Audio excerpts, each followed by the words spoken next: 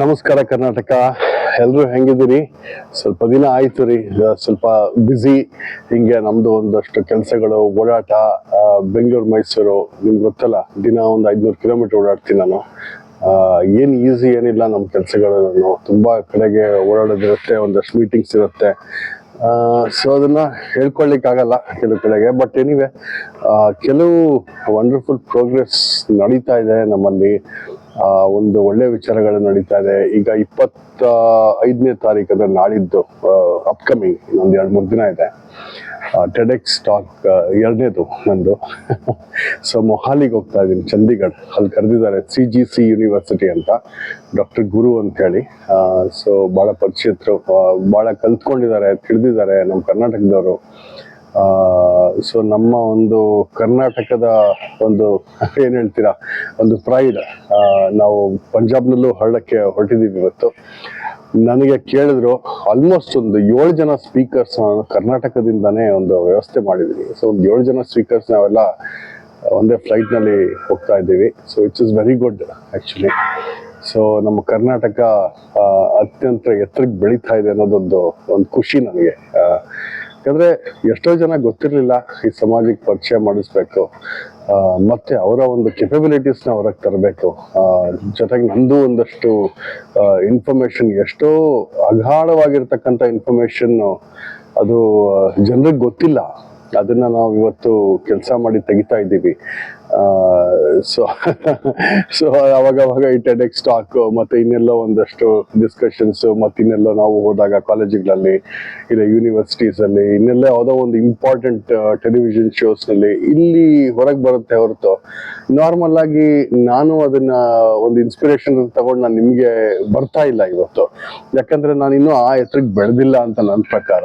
So ಹಾಗಾಗಿ ನಾನೇನು mister Ramesh Arvind ಅಂತೂ ಅಲ್ಲ, ಆ ಲೆವೆಲ್ಗೆ ಬಂದು ಮೋಟಿವೇಶನಲ್ ಸ್ಪೀಕರ್ ಅಂಥವೆಲ್ಲ ಮಾಡೋದಕ್ಕೆ ನನ್ನ ಕೈಲಿ ಆಗೋದಿಲ್ಲ. ಬಟ್ ಒಂದು ಲೆವೆಲಲ್ಲಿ ನಾನು ಖಂಡಿತ ಪ್ರಯತ್ನ ಪಡ್ತಿದ್ದೀನಿ. ಯಾರನ್ನ ಕೇಳಿದ್ರೆ ತಿಳ್ಕೊಳ್ಳಿಕ್ಕೆ ಒಂದು ಇಷ್ಟ ಇದೆ ಅಂತಂದ್ರೆ ಮಾತ್ರ ನಾನು ಈ ವಿಚಾರನ ಬೇರೆಯವ್ರಿಗೆ ಕೊಡ್ತೀನಿ ಹೊರತು ಹಾಗೆ ಅಂತೂ ಮಾಡೋದಿಲ್ಲ. ಅದೊಂದು ಅಪ್ಡೇಟ್. ಮತ್ತೆ ನಮ್ಮದು KB1 ಅಂತಕ್ಕಂಥ ಒಂದು ರೋಬೋಟ್, ಅದು ಜಯಶ್ರೀ. KB1 ಅಂತಕ್ಕಂಥ ಒಂದು ರೋಬೋಟ್ ಭಾಗಶಃ 30ನೇ ತಾರೀಕು ನಾವು ಅದನ್ನು ರಿಲೀಸ್ ಮಾಡ್ತೀವಿ. ನಾನು ನಿಮ್ಗೆ ಅದನ್ನ ಟೆಲಿಫೋನ್ ಮಾಡಿ ಅಥವಾ ಒಂದು ಸಪ್ರೇಟಾಗಿ ಒಂದು ಈ ಥರ ಮೆಸೇಜ್ ಮುಖಾಂತರ ನಾನು ಕೊಡ್ತೀನಿ, ಎಲ್ಲರಿಗೂ ಕನೆಕ್ಷನ್ ಇಟ್ಕೊಳ್ತೀನಿ. ಅದೇನೋ ಲಾಂಚ್ ಮಾಡಿದ್ರೆ ನಾವು ಅಕ್ಷಯ ತೃತೀಯ ದಿನ 30ನೇ ತಾರೀಕು. ಸೊ ಆವತ್ತಿನ ದಿನ ನಾವು ಮಾಡೋಣ ಅಂತ ಅಂದ್ಕೊಂಡಿದ್ದೀವಿ. ಅದು ಪ್ರೆಸ್ ಕ್ಲಬ್ನಲ್ಲಿ ಮಾಡ್ಬೋದು, ಇಲ್ಲ ಹೋಟೆಲ್ ಕ್ಯಾಪಿಟಲಲ್ಲಿ ಆಗ್ಬೋದು. ನನಗೆ ಅಲ್ಲಿ ಒಂದು ಜಾಗ ವ್ಯವಸ್ಥೆ ಆಗಬೇಕು, ಅದು ಕಾಯ್ತಾ ಇದ್ದೀನಿ ನಾನು. ಇಲ್ಲಾಂದರೆ ಮೇನಲ್ಲಿ ಫಸ್ಟ್ ವೀಕಲ್ಲಿ ಆಗುತ್ತೆ ಗ್ಯಾರಂಟಿ. ಅದು ಮಾಡಿ ಮುಗಿಸ್ಬಿಡ್ತೀವಿ ನಾವು, ಬಿಕಾಸ್ ಅದು ಪ್ರಾಡಕ್ಟ್ ರೆಡಿ ಇದೆ. ಒಂದು ಸಕ್ಸಸ್ ಸ್ಟೋರಿ ನಾವು ಹೊರಗೆ ತರಬೇಕು. ಮತ್ತು ಇನ್ನೊಂದು ಒಂದು ಡ್ರೋನ್ ಕಂಪನಿ ಜೊತೆಗೆ ಅಸೋಸಿಯೇಟ್ ಆಗಿದ್ದೀವಿ ಈಗ. ಅಂದರೆ we are very close cooperation partners, technology exchange ಕೂಡ. ಈ ವಿಚಾರದಲ್ಲಿ ನಾವೇನ್ ಮಾಡ್ತಿದೀವಿ ಅಂತಂದ್ರೆ, ಈಗ ಡ್ರೋನ್ ದೀದಿ ಅಂತಕ್ಕಂಥ ಒಂದು ಸೆಂಟ್ರಲ್ ಗೌರ್ಮೆಂಟ್ ಪ್ರೋಗ್ರಾಮ್, ಅದನ್ನ ನಾವು ನಮ್ಮ ಕಾಪಿ ಮಾಡಿಕೊಂಡು ಈಗ ನಮ್ಮ ಕಡೆಯಿಂದ ಎಷ್ಟು ಜನಕ್ಕೆ ನಾವು ಡ್ರೋನ್ಸ್ನ ನಾವು ಅಗ್ರಿಕಲ್ಚರ್ ಪರ್ಪಸ್ಗೆ, ಅಗ್ರಿಕಲ್ಚರ್ ಈಲ್ಡನ್ನ ಜಾಸ್ತಿ ಮಾಡಲಿಕ್ಕೆ, ಈ ಒಂದು ಸಪೋರ್ಟ್ ಮಾಡೋದಕ್ಕೆ ನಾವು ಈ ಒಂದು ಪ್ರಯತ್ನನ ಶುರು ಮಾಡೋಣ ಅಂತಿದ್ದೀವಿ. ಸೊ ಇದನ್ನ ಒಂದು ಸಬ್ಸಿಡೈಸ್ಡ್ ಅಂದ್ರೆ 50% ಸಬ್ಸಿಡಿ ಸಿಗುತ್ತೆ ಗೌರ್ಮೆಂಟ್ ಇಂದ, ಅದಕ್ಕೆ ಸಾಲನೂ ಸಿಗುತ್ತೆ. ಇದು ವಿಮೆನ್ ಎಂಪವರ್ಮೆಂಟ್ಗೆ ನಾವು ಅದನ್ನ ಮಾಡೋಣ ಅಂತಿದ್ದೀವಿ. ಇದಕ್ಕೊಂದು ಶೋ ಕೂಡ ಮಾಡಬೇಕು. ಅದನ್ನ ನಾನು 1-2-3 ಚಾನೆಲ್ಗೆ ಹೇಳಿದ್ದೀನಿ. ಅವರಿಂದ ಬಂದು ನಾವು ಒಂದು ಜಾಗದಲ್ಲಿ ಮಾಡೋಣ ಅಂತಿದ್ದೀವಿ. ಬಹುಶಃ ಇದು ಶುರುವಾಗತಕ್ಕಂಥದ್ದು ಚಿಕ್ಕಬಳ್ಳಾಪುರದಲ್ಲಿ ಮಾಡ್ಬೋದು, ಇಲ್ಲ ಶಿಡ್ಲಘಟ್ಟದಿಂದ ಮಾಡ್ಬೋದು. ಯಾಕಂದ್ರೆ ಇನ್ನು ಅಪ್ಕಮಿಂಗ್ ಟ್ರೈನಿಂಗ್ಸ್ ಅಲ್ಲೇ ಇರೋದು ನಮ್ದು. ಶುರುವಾಗತ್ತೆ. ಮತ್ತೆ ಇನ್ನೊಂದಷ್ಟು ಪ್ರೋಗ್ರೆಸ್ ನಡೀತಾ ಇದೆ. ಹ್ಯೂಮನಾಯ್ಡ್ ನಾನು ಹೇಳ್ದಂಗೆ ಶ್ರೀರಂಗ ರೋಬೋಟ್ ಕೂಡ ರೆಡಿ ಆಗ್ತಾ ಇದೆ. ಅದು ಇನ್ನೊಂದು 4 ತಿಂಗಳು ಬೇಕು ನಮಗೆ ಬರೋದಕ್ಕೆ ಕೈಗೆ. ಸೊ ಹಾಗಾಗಿ ಅದೊಂದು ಸ್ವಲ್ಪ ಸಮಯ ತಗೊಳುತ್ತೆ, ಅದೇನು ಅಷ್ಟು ಬೇಗ ನಮಗೆ ಮುಗಿಯೋದಿಲ್ಲ. ಅದು ನಿಮಗೆ ನಾನು ಅಪ್ಡೇಟ್ ಮಾಡ್ತೀನಿ. ಆ ಒಂದು ವಿಚಾರಗಳನ್ನು ರೆಗ್ಯುಲರ್ ಆಗಿ ನಾವು ಎಲ್ಲಿವೇ ಟಚಲ್ಲಿ ಇದ್ದೀವಲ್ಲ, ಎಲ್ಲರೂ ಟಚಲ್ಲಿ ಇದ್ದೀವಿ.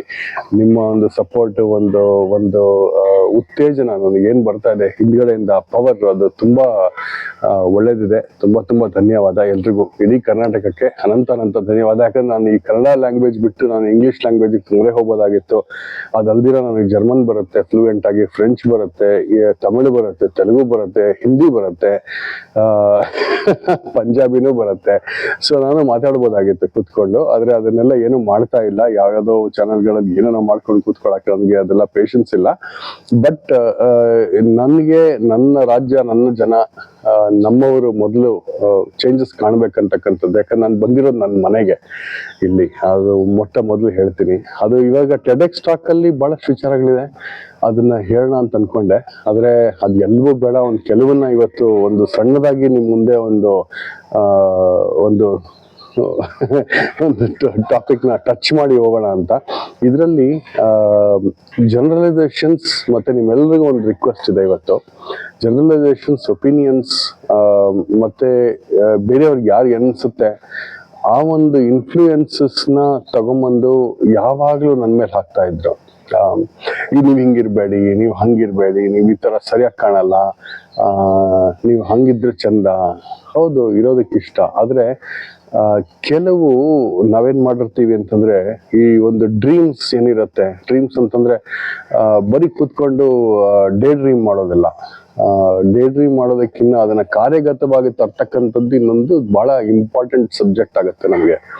ಅದನ್ನ ಗೋಲ್ಸ್ ಅಂತ ಹೇಳ್ತಾರೆ. ಆ ಗೋಲ್ಸ್ಗೆ ನಮಗೆ ಇವಾಗ ನಾವು ಕೆಲಸ ಮಾಡೋವಂಥದ್ದು ಜಾಸ್ತಿ ಇರುತ್ತೆ. ಈ ಒಂದು ಕೆಲಸ ಮಾಡೋ ಇನಿಷಿಯೇಟಿವ್ಸ್ ನಲ್ಲಿ ನಾವು ಮುಂದೆ ಹೋಗ್ತಾ ಇರೋ ಟೈಮಲ್ಲಿ ಕೆಲವೊಂದು ಅಡೆತಡೆಗಳು ಮತ್ತೆ ಮೇಲೆ ಕೆಳಗಾಗತ್ತೆ, ಇನ್ನೇನೋ ಒಂದು ಬರುತ್ತೆ, ಚಾಲೆಂಜಸ್ ಬರುತ್ತೆ, ಜನ ಒಂಥರ ಹೇಳ್ತಾರೆ ಇನ್ನೇನೋ ಒಂದು ಆಗ್ಬಿಡುತ್ತೆ, ಸಡನ್ ಆಗಿ ಫಿನಾನ್ಸಸ್ ಸಿಗೋದಿಲ್ಲ, 1000 ತೊಂದರೆಗಳು ಎಲ್ಲ ಪ್ರಾಜೆಕ್ಟ್ ಅಲ್ಲೂ ಹಾಗೆ ಆಗೋದು. ಅದೇನು ಇಲ್ಲ ಅಂತ ಏನಿಲ್ವೇ ಇಲ್ಲ. So we are going through those kind of hurdles mainly. ಯಾಕಂದ್ರೆ ನಾವು ಈಗ ನಿಮ್ಗೆಲ್ರಿಗೂ ಗೊತ್ತು, 50ನೇ ವರ್ಷದಲ್ಲಿ ನಾನು ಸ್ಟಾರ್ಟ್ಅಪ್ ಶುರು ಮಾಡ್ಕೊಂಡಿರೋದು ಅಂತ. ಎಲ್ರಿಗೂ 20ನೇ ವರ್ಷಕ್ಕೆ ಶುರು ಮಾಡಿದ್ರೆ ನಾವು 50ನೇ ವರ್ಷಕ್ಕೆ ಶುರು ಮಾಡ್ಕೊಂಡಿದ್ದೀವಿ ಸ್ಟಾರ್ಟ್ಅಪ್ಸ್. ಅದೇ ಒಂದು ವಿಚಿತ್ರ. ಕೆಲವು ಬಿಸ್ನೆಸಸ್ ನಡೀತಾ ಇದೆ. ಸೊ ಇವೆಲ್ಲ ಬಂದು ಒಂದು ಪುಷ್ ನ ಹೊರಗೆ ತಗೊಂಡ್ ಬರ್ತಾ ಇದೆ. ಈ ಒಂದು ಕೆಟ್ಟದಾಗಿರ್ಬೋದು, ಒಳ್ಳೇದಾಗಿರ್ಬೋದು, ಅವೆಲ್ಲ ಬಂದು ನಮ್ಮ ಮೇಲೂ ಒಂದಷ್ಟೆಲ್ಲ ಬೀಳುತ್ತೆ. ಕೆಲವು ಜನ ಬರ್ತಾರೆ, ಮಾತಾಡ್ತಾರೆ, ಐಡಿಯಾಸ್ ತಗೋತಾರೆ. ನಾನು ಏನೋ ನಮ್ಮವರು ಒಳ್ಳೇದಾಗ್ಲಿ ಅಂತ ಹೇಳಿ ಮಾಡ್ತೀನಿ. ಆದ್ರೆ ಎಷ್ಟೋ ಜನಕ್ಕೆ ಅವರು ನಾನು ಸೋಷಿಯಲ್ ಮೀಡಿಯಾದಲ್ಲಿ ನೋಡ್ತಾ ಇರ್ತೀನಿ, ಕಾರ್ಗಳು ತಗೊಂಡಿದ್ದಾರೆ ಎಲ್ರು, ಮೋಸ್ಟ್ ಆಫ್ ದೆಮ್. ಓಕೆ, ಮನೆ ತಗೊಂಡಿದ್ದಾರೆ ಐಡಿಯಾಸ್ ಸಿಕ್ಕಿದ್ಮೇಲೆ. 2 ವರ್ಷದ ಪ್ರೋಗ್ರೆಸ್ ಇವೆಲ್ಲ ನಾನು ಹೇಳ್ತಾ ಇರೋದು. ಮತ್ತೆ ಇದು ಅಷ್ಟೇನೆ, ಕೆಲವರಂತೂ ಹಬ್ಬದ ದಿನ ಮನೆಗೆ ಹೋದ್ರೆ ಒಂದು ಅರ್ಶನ ಕುಂಕುಮನೇ ಕೊಡೋದಿಲ್ಲ ಅಂತ ಒಂದು ಲಾಟ್ರಿ ವಿನ್ನರ್ಸ್ ಇವರೆಲ್ಲ. ನಾನು ಇವ್ರನ್ನೆಲ್ಲ PWD ಅಂತ ಕರಿತೀನಿ. PWD ಅಂತಂದ್ರೆ ಏನ್ ಹೇಳ್ತೀರಾ ನೀವು? ನಮ್ಮ PWD ಇಂಜಿನಿಯರಿಂಗ್ ಡಿಪಾರ್ಟ್ಮೆಂಟ್ ಅಲ್ಲ ಅದು. ಇದೇನಂತಂದ್ರೆ ನಿಮ್ಗೆ ಪರ್ಸನ್ಸ್ ವಿತ್ ಡಿಸೆಬಿಲಿಟೀಸ್ ಅಂತ. ಪರ್ಸನ್ಸ್ ವಿತ್ ಡಿಸೆಬಿಲಿಟೀಸ್ ಅಂತಂದ್ರೆ ಇವಾಗ ಅಂಗವಿಕಲರು ಅಂತ ಏನ್ ಕರಿತೀವಿ ಟಿಪಿಕಲಿ, ಅವರೆಲ್ಲ PWD ನಲ್ಲಿ ಬರ್ತಾರೆ. ಆದ್ರೆ ಈಗ ನಮ್ಮಲ್ಲಿ ಇರ್ತಕ್ಕಂಥ ಎತ್ತರಕ್ಕೆ ಬೆಳೆದಿರ್ತಕ್ಕಂಥವ್ರು ಎಲ್ಲರೂ ಆ ಕ್ಯಾಟಗರಿನಲ್ಲೇ ಹೋಗ್ಬಿಡ್ತಾರೆ ಎಷ್ಟೋ ಜನ. ಯಾಕಂದ್ರೆ ಎಷ್ಟೋ ಜನಕ್ಕೆ ಗೊತ್ತಾಗೋದಿಲ್ಲ, ಓಕೆಪ್ಪ ಅನಿತಾ ಇಂಥ ಐಡಿಯಾ ಕೊಟ್ರು, ಹಿಂಗೆಲ್ಲ ಹೆಲ್ಪ್ ಆಯ್ತು, ಹಿಂಗೇನೋ ಮುಂದೆ ಬಂದ್ವಿ, ಏನೋ ಒಂದು ಅವರ ಒಂದು ಫೌಂಡೇಶನ್ಗೆ ಒಂದಷ್ಟೆಲ್ಲ ಹೇಳ್ತಿದ್ದಾರೆ, ಏನೋ ಮಾಡ್ತಿದ್ದಾರೆ, ಒಂದಷ್ಟು ಏನೋ ನಿಂತ್ಕೊಳ್ಳೋಣ, ನಮ್ ಕೈಲಂತೂ ಆಗದ, ಅವ್ರ ಹತ್ರ ಐಡಿಯಾ ತಗೊಂಡಿದೀವಿ, ಅವರಿಂದ ವಿನ್ ಆಗಿದ್ದೀವಿ, ನಾವೇನೋ ಒಂದು ವಾಪಸ್ it should be a kick back, right? ಆ ಒಂದು ಸೊಸೈಟಿ ಮೆಂಟಾಲಿಟಿ ಇಲ್ಲ. ತಗೊಂಡ್ ಓಡೋಗ್ಬಿಡ್ತಾರೆ, ಕಾಂಟ್ಯಾಕ್ಟ್ ಅಲ್ಲೂ ಇರಲ್ಲ. ಇನ್ನೊಬ್ರು ಯಾರೋ ಕುಂಭಮೇಳ ಅದು ಇದು ಅಂತಂದ್ರು, ಬಂದ್ರು, ಐಡಿಯಾ ತಗೊಂಡ್ರು, ನಾನು ಜನರನ್ನು ಕಳಿಸ್ದೆ, ಹಂಗೆ. ಸೊ ಇದೆಲ್ಲ ಮೋಸ ಅಂತ ನಾನು ತಗೊಳಕ್ ಹೋಗಲ್ಲ. ಯಾಕಂದ್ರೆ ಅದು ಜನರಲ್ ಮೆಂಟಾಲಿಟಿ ಇದು. ಯಾಕಂದ್ರೆ ಎಲ್ಲ ಬರೀ ದೇ ಕಮ್ ಫಾರ್ ಪ್ರಾಫಿಟಬಿಲಿಟಿ. ಇಲ್ಲಿ ಬರೀ ಪ್ರಾಫಿಟ್ ಅಂಡ್ ಲಾಸ್ ಸ್ಟೇಟ್ಮೆಂಟ್ ಅಷ್ಟೇ ಉಳಿದಿರೋ, ಹ್ಯುಮ್ಯಾನಿಟಿ ಉಳಿದಿಲ್ಲ. ಬರೀ ಹ್ಯುಮ್ಯಾನಿಟಿ ಇಟ್ಕೊಂಡ್ ಬರ್ತಾರೆ ಅಷ್ಟೇ ಮುಂದ್ಗಡೆ. ಐ ಆಮ್ ಸೋ ನೈಸ್ ಅಂತ ಒಂದು ಹೋಟೆಲಲ್ಲಿ ಕಾಫಿ ಕುಡ್ಸೋದಾಗ್ಲಿ, ಇಡ್ಲಿ ತಿನ್ಸೋದಾಗ್ಲಿ ಎಲ್ಲ ಮಾಡ್ಬಿಡ್ತಾರೆ. ಮಾಡಿದ್ಮೇಲೆ ದೇ ಥಿಂಕ್ ದಟ್ ನನ್ನ ಒಂದು ಒಪಿನಿಯನ್ ಅವ್ರ ಮೇಲೆ ಚೇಂಜ್ ಆಗೋಗಿದೆ ಅಂತ ಐಡಿಯಾ ತೆಗಿತಾರೆ. ಬಾಯ್.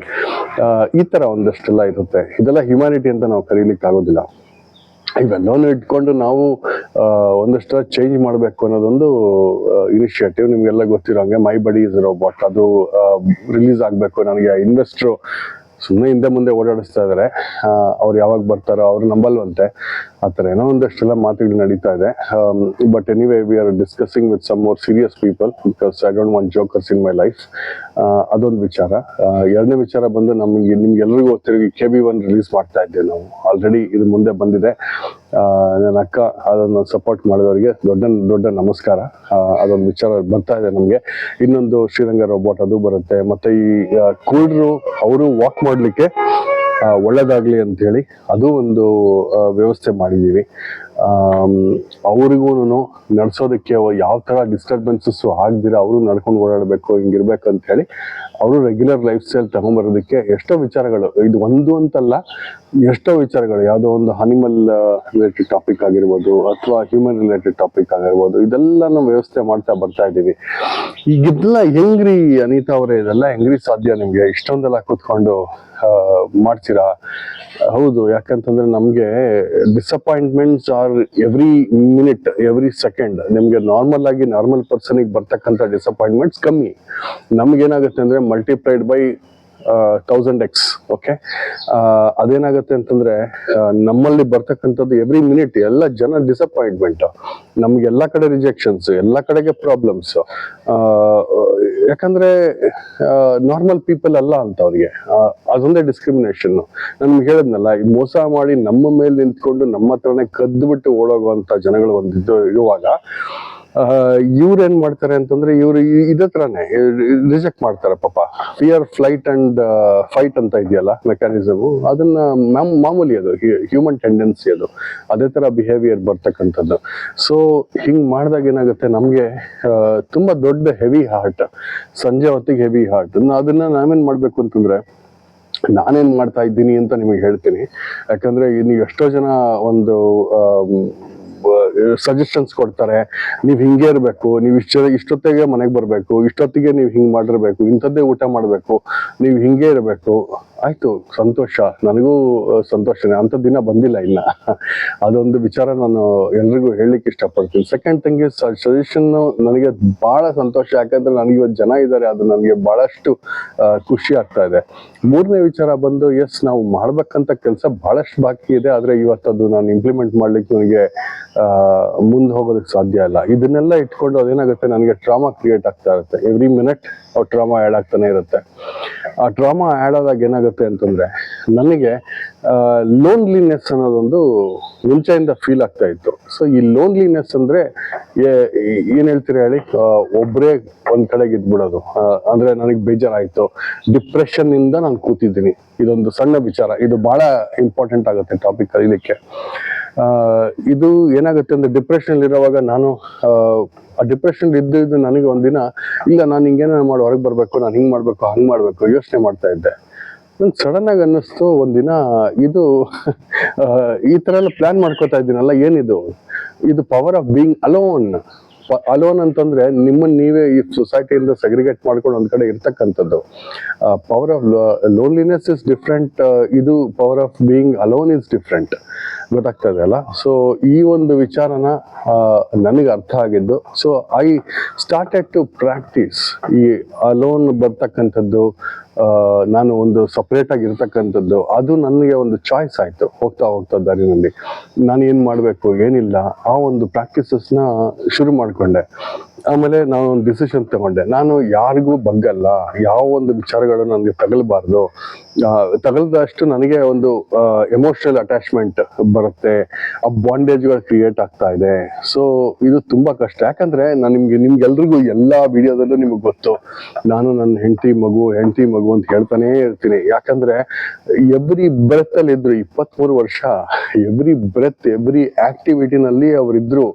ಅವರಿಂದ ನಾನು ಡಿಟ್ಯಾಚ್ ಮಾಡ್ಕೊಳ್ಲಿಕ್ಕೆ ಆಗ್ಲಿಲ್ಲ ನನಗೆ ಬಂದಾಗ. ಸೊ ಇವತ್ತಿಗೂ ಆಗೋದಿಲ್ಲ. ಎಷ್ಟೋ ವಿಚಾರದಲ್ಲಿ ನಾನು ನೆನ್ಸ್ಕೊತೀನಿ, ನಿಜವಾಗ್ಲೂ ಬೇಜಾರು ಮಾಡ್ಕೋತೀನಿ. ಯಾಕೆ ಅಂತಂದ್ರೆ ಎವ್ರಿ ಬ್ರೆತ್ ಅಲ್ಲಿ ನನಗೆ ಬಂದು ಹೊಡಿತಾನೆ ಇರುತ್ತೆ, ಎವ್ರಿ ಸೆಕೆಂಡ್ ಅಲ್ಲಿ ನನಗೆ ಹೊಡಿತಾನೆ ಇರುತ್ತೆ.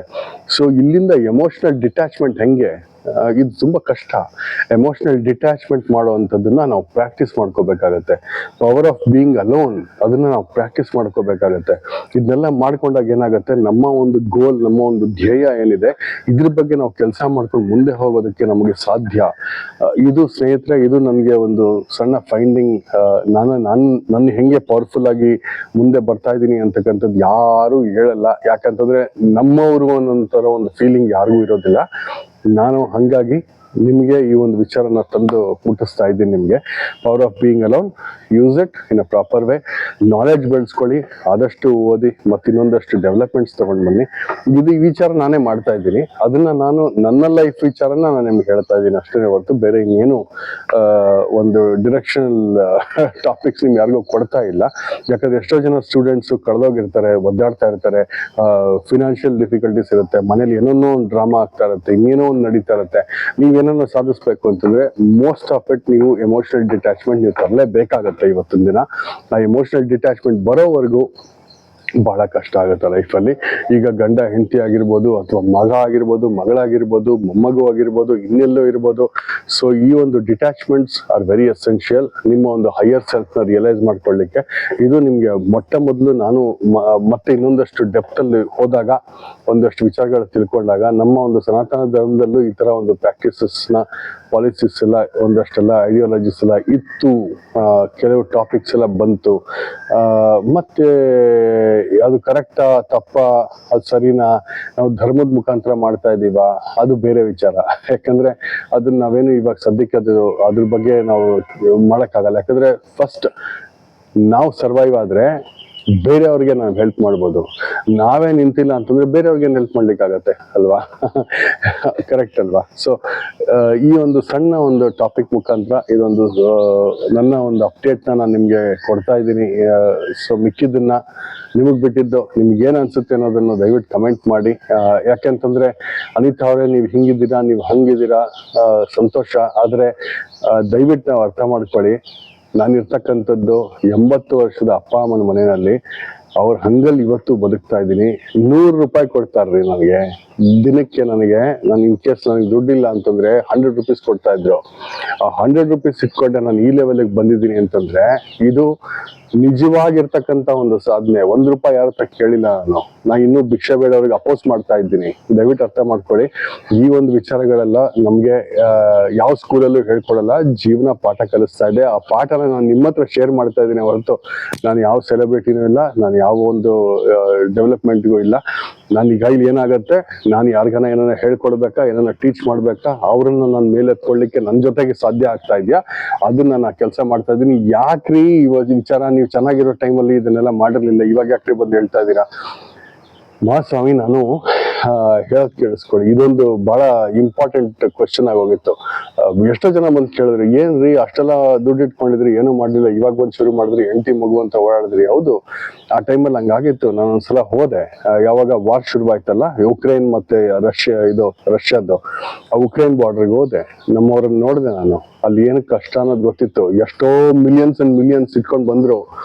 ಒಬ್ರ ಹತ್ರನೂ ಏನು ಸಾಧ್ಯ ತಗೊಂಬರಕ್ ಆಗ್ಲಿಲ್ಲ. ಒಂದು ಸೂಟ್ ಕೇಸಲ್ಲಿ ಬಂದ್ರು ಅಷ್ಟೇ, ಜೀವನ ಮುಗೀತು. ಗೊತ್ತಾಯ್ತಲ್ಲ, ಸಡನ್ ಆಗಿ ಆತರ ಆಗೋಯ್ತು ಅಂದ್ರೆ ಯಾರು ಎಲ್ಲಿ ಹೆಂಗ್ ಬೇಕಾದ್ರೂ ಬದುಕಿರ್ಬೋದು. ಒಂದೇ ಒಂದು ಸೂಟ್ ಕೇಸು, ಏನು ತಗೊಂಡೋಗಕ್ಕಾಗ್ಲಿಲ್ಲ ಅವ್ರ ಕೈಲಿ. ಸತ್ತಾಗ ಏನ್ ತಗೊಂಡೋಗ್ತಾರೆ, ಅದು ತಗೊಂಡೋಗಕ್ಕಾಗಲ್ಲ. ಸೊ ಅಟ್ಲೀಸ್ಟ್ ಬದುಕಿರೋ ಒಂದು ಸೂಟ್ ಕೇಸನ್ನ ಹಿಡ್ಕೊಂಡು ಈ ಕಡೆ ಬಾರ್ಡರ್ಗೆ ಎಸ್ಕೇಪ್ ಆದ್ರು. ಇನ್ನೊಂದ್ ಕಡೆಗೆ ಪೋಲೆಂಡ್ ಬಾರ್ಡರ್ ನಲ್ಲಿ ನಾವು ರಿಸೀವ್ ಮಾಡಿದ್ವಿ. ನಮ್ಮ ಇಂಡಿಯನ್ಸ್ ಎಷ್ಟು ಜನ ನಾವು ರೆಸ್ಕ್ಯೂ ಮಾಡಿ ತಗೊಂಡ್ ಬಂದು ನಾವು ಮಿಷನ್ ಗಂಗಾ ಪ್ರಾಜೆಕ್ಟ್ ಅಲ್ಲಿ ನಾನ್ ಕೆಲಸ ಮಾಡಿದೆ. ಅದ್ ನನಗೆ ಗೊತ್ತಾಯ್ತು. ಅದು ನನ್ನನ್ನ ಬಹಳ ಇಂಪಾರ್ಟೆಂಟ್ ಜಾಗದಲ್ಲಿ ತಿದ್ದುಬಿಡ್ತು, ನನ್ನ ಕೂಡಿಸ್ಕೊಂಡು. ಅಲ್ಲಿಂದ ನಾನು ಸೋಷಿಯಲ್ ಸರ್ವಿಸ್ ಶುರು ಮಾಡ್ಕೊಂತಾನೆ ಬಂದಿದ್ದು. ಇಲ್ಲಿವರೆಗೂ ಒಂದು ವಿಚಾರಗಳು ಯಾರಿಗೂ ಗೊತ್ತಿಲ್ಲ. ಯಾಕಂದ್ರೆ ನನ್ನ ಒಂದು ಸಿಚುವೇಶನ್ ಯಾರು ಇಲ್ಲ, ಬರೀ ಮಾತಾಡೋರು ಅಷ್ಟೇ ಬರ್ತಾರೆ. ಆ ಒಂದಷ್ಟು ಸಾವಿರ ಬರುತ್ತೆ. ನಾನು ಸುಮ್ಮನೆ ಹಂಗೆ ನಕ್ಬಿಟ್ಟು ತಳ್ಬಿಟ್ಟು ಸುಮ್ಮನಾಗ್ಬಿಡ್ತೀನಿ. ಯಾಕಂದ್ರೆ PWD ಇರಲ್ಲ, ನಾನು ಪರ್ಸನ್ ವಿತ್ ಡಿಸೆಬಿಲಿಟೀಸ್ ಹೇಳಿದ್ನಲ್ಲ, ಲಾಟ್ರಿ ಹೊಡ್ಸ್ಕೊಂಡ್ ಬಂದಿರ್ತಾರೆ. ಒಂದಷ್ಟು ಕೋಟಿಗಳಲ್ಲಿ ಸಾವಿರ ಲಕ್ಷ ಇಟ್ಕೊಂಡಿರ್ತಾರೆ. ಒಂದು ಪ್ರಯೋಜನಕ್ಕಿಲ್ಲ. ಯಾಕಂದ್ರೆ ಅವರು PWD, ನಾನು ಏನು ಹೇಳಲಿಕ್ಕೆ ಆಗೋದಿಲ್ಲ. ಹಂಗ್ ಮಾಡೋಂಗಿದ್ರೆ ಅವ್ರ ಸೊಸೈಟಿನ ಯಾವಾಗ್ಲೂ ಚೇಂಜ್ ಮಾಡ್ಬೇಕಾಗಿತ್ತು ಅಲ್ವಾ? ಒಂದು ಹ್ಯುಮ್ಯಾನಿಟಿ ಅಂತಕ್ಕಂಥದ್ದೇ ಅವರಲ್ಲಿ ಬದುಕಿರೋದಿಲ್ಲ. ದುಡ್ಡು ಇಟ್ಕೊಂಡು ಏನ್ ಪ್ರಯೋಜನ? ತಗೊಂಡೋಗ್ತಾರೆ, ನಾವು ತಗೊಂಡೋಗ್ಲಿ. ಚೆನ್ನಾಗಿರೋವರೆಗೂ ಚೆನ್ನಾಗಿರ್ಲಿ ಅಷ್ಟೇ. ಈ ಒಂದು ವಿಚಾರಗಳನ್ನ ಇವತ್ತು ಇಲ್ಲೇ ಮುಗಿಸ್ತಾ ಇದ್ದೀನಿ. Thank you so much. ಮತ್ತೆ ಇನ್ನೊಂದಷ್ಟು ವಿಚಾರಗಳೊತ್ತಿಗೆ ಮತ್ತೆ ಬರ್ತೀನಿ, ನಿಮ್ಮ ಮುಂದೆ ಸಿಗ್ತೀನಿ. ಥ್ಯಾಂಕ್ ಯು, ಧನ್ಯವಾದ. ನಿಮ್ಗೇನು ಅನ್ನಿಸ್ತು ಅಂತ ದಯವಿಟ್ಟು ಓಪನ್ ಆಗಿ ಕಮೆಂಟ್ ಹಾಕ್ಬಿಡಿ, ಪರವಾಗಿಲ್ಲ. ಕೆಟ್ಟದಾಗ್ಲಿ ಒಳ್ಳೇದಾಗ್ಲಿ, ಐ ಡೋಂಟ್ ಕೇರ್. ಆದರೆ ನನಗೆ ನಿಮ್ಮ ಫೀಡ್ಬ್ಯಾಕ್ ಭಾಳ ಇಂಪಾರ್ಟೆಂಟು. ನಮಸ್ಕಾರ.